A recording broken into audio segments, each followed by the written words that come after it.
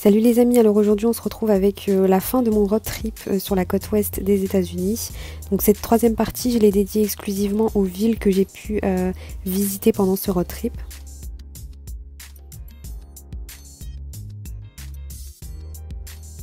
Alors je pense que c'était entre le Grand Canyon et Monument Valley. On est passé par Las Vegas, donc j'ai pu prendre des vidéos depuis ma voiture. On s'est arrêté aussi pour marcher un petit peu dans la ville. Nous en tout on est resté une journée à Las Vegas, c'est suffisant parce que c'est pas trop mon délire en fait cette ville. On dirait une ville maquette, faut le voir en vrai pour le comprendre. On a cette impression que tout est faux, tout est XXL, donc on a vu des bouteilles de coca géantes, il y a le Coca-Cola Store, il y a le M&M Store, il y a le Nutella Store, bref, il y a plein de trucs, c'est grandiose. Il y a aussi, on peut retrouver aussi le Bellagio, le César Palace, des répliques de monuments qui sont connus partout dans le monde, donc comme la Tour Eiffel, l'Arc de Triomphe, la pyramide de Gizeh, l'Empire State Building, la Statue de la Liberté, etc. Donc concrètement, on est dans une seule et même ville, donc Las Vegas, mais on a l'impression d'être dans plusieurs pays différents avec ces répliques. Et vous savez pourquoi j'étais choquée de voir Las Vegas pour la première fois? Parce qu'on était en voiture et on roulait à travers un désert. Tout était vide autour et d'un coup, mais vraiment d'un coup, vous rentrez dans une ville où tout est grandiose, tout est XXL, on voit des bouteilles de coca géantes, des guitares géantes, la Tour Eiffel, la Statue de la Liberté, vous vous dites mais où on est? Des montagnes russes, enfin, faut le voir en vrai pour comprendre que c'est impressionnant.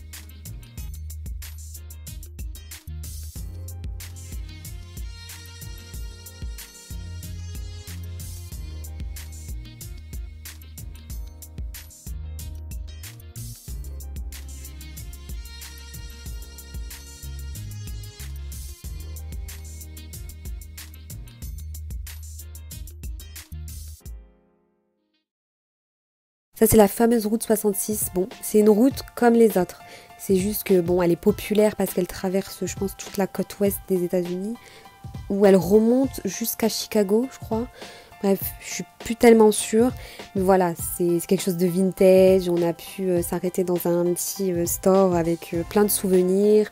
De toute façon si vous faites la côte ouest des États-Unis, vous allez forcément emprunter la route 66 et vous allez forcément tomber sur une petite boutique comme ça, il y en a plusieurs partout, donc voilà.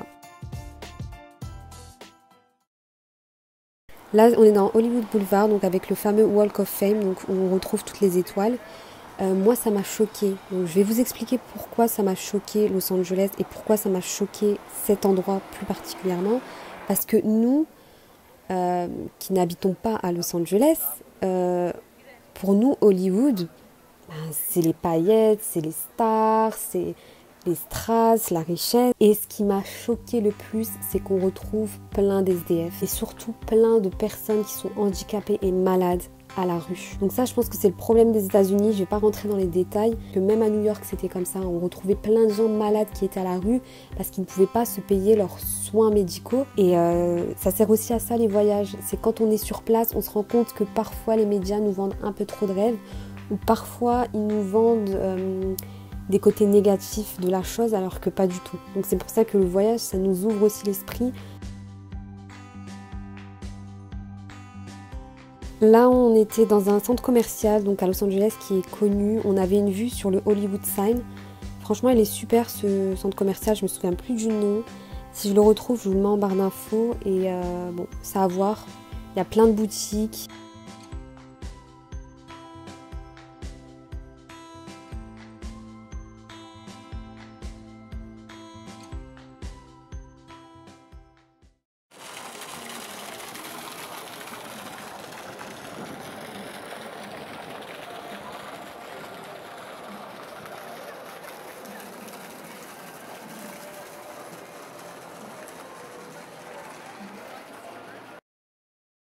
Petit coucher de soleil à Santa Monica, c'est une plage hyper connue à Los Angeles. Et vraiment, c'est à voir. Et c'est vrai que le truc aussi qui m'a marqué, c'est la différence entre les personnes à Los Angeles et les personnes à New York. On voit très bien qu'à Los Angeles, donc à la côte ouest des États-Unis, les gens sont relax, détendus. Je pense que le climat joue beaucoup aussi.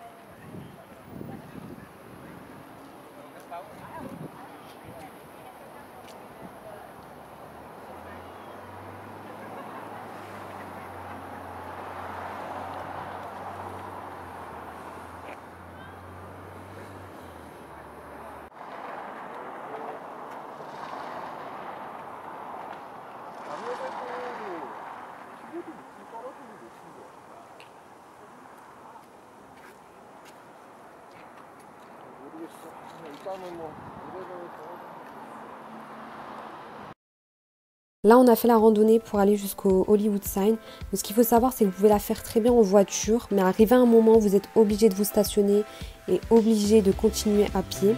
Et vous pouvez le voir seulement à distance. Je sais qu'il y a des personnes qui grimpent jusqu'en haut où est-ce qu'il y a les lettres, mais c'est interdit.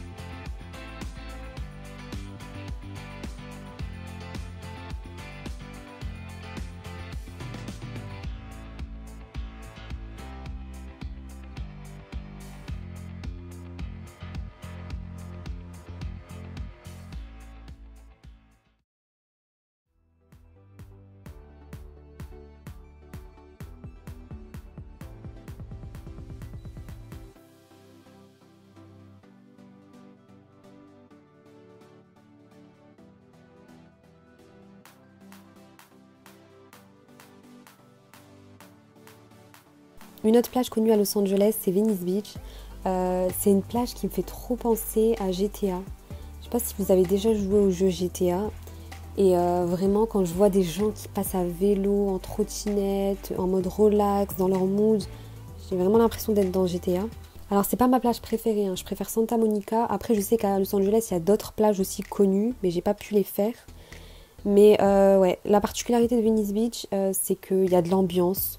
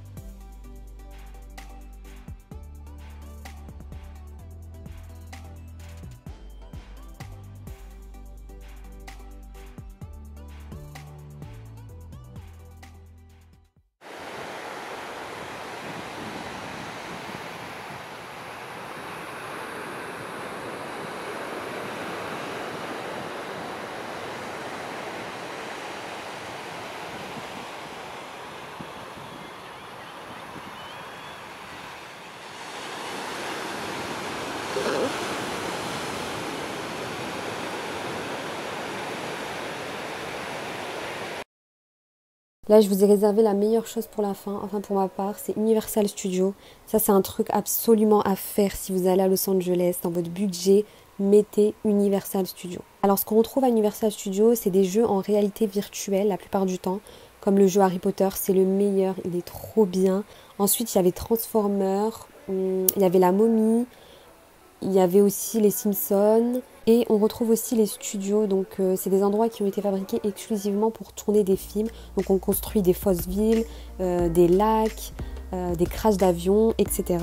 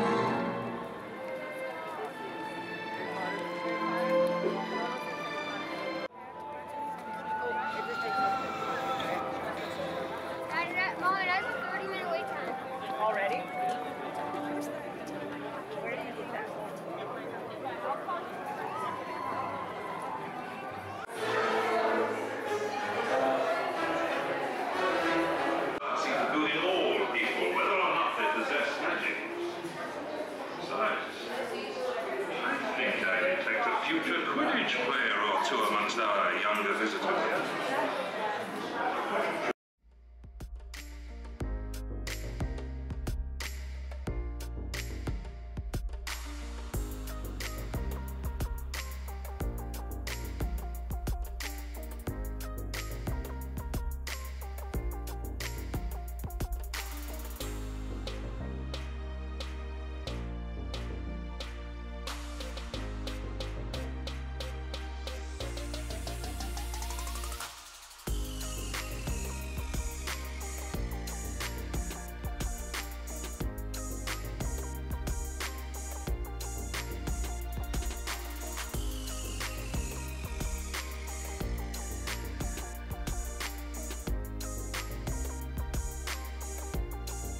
Alors après l'attraction Harry Potter, l'attraction The Walking Dead, c'était mémorable. Je sais pas si vous regardez cette série, mais en fait on était dans l'hôpital du début de la série et on devait marcher un parcours et il y avait des zombies qui venaient t'attaquer, les gens ils criaient, laisse tomber, c'était l'anarchie et on était dans le noir. Franchement c'était une super attraction. Bon, elle faisait un petit peu flipper, elle était interdite pour ceux qui avaient des problèmes cardiaques, en même temps je comprends. Ça c'est le bus qu'on prend donc qui dure 1 heure pour pouvoir visiter les studios. Peut-être que ça vous rappellera certains films. Je sais qu'il y a des films hyper connus qui ont été tournés ici dans les studios d'Universal.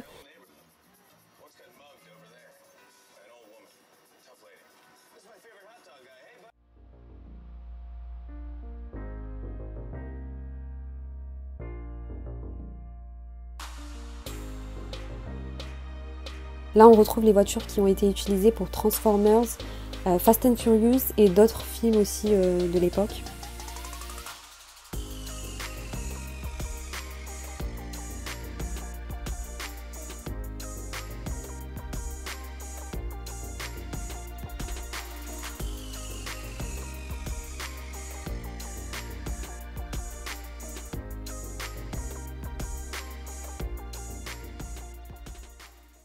His natural rain is too light to be seen on screen. If you've ever watched a baseball game or a football game on TV and they say, it's pouring out there, and you say, I can't see anything, just because the raindrops are too light, we create a much heavier raindrop. And sometimes we'll even add condensed milk or white paint.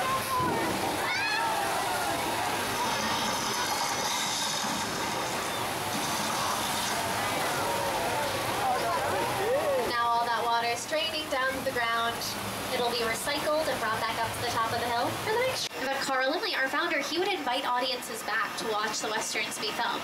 Because again, they were recording sounds. So they could cheer for the good guys and boo the bad guys, giving the actors a much appreciated audience. That was all for the grand ticket price of 25 cents. 25 cents got you a seat on the bleachers to watch. That was her event. A real big one. Based on our disaster movie from the 70s, also named Earthquake. Those practical effects were seen in the TV show Bones, starring Un crash d'avion qui a été mis en scène pour un film de Spielberg. Tout ce que vous voyez là, c'est faux et c'est uniquement pour tourner des films. Donc on ne peut pas y vivre.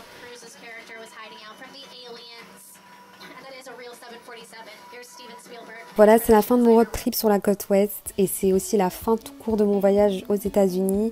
Ce que j'ai aimé le plus, c'est les parcs nationaux, Monument Valley, le Grand Canyon et la Vallée de la Mort. C'était la partie pour moi la plus impressionnante de tout mon voyage aux États-Unis. J'ai bien aimé aussi Chicago comme ville. C'était une aventure extraordinaire. Donc en tout, j'ai traversé 6 États.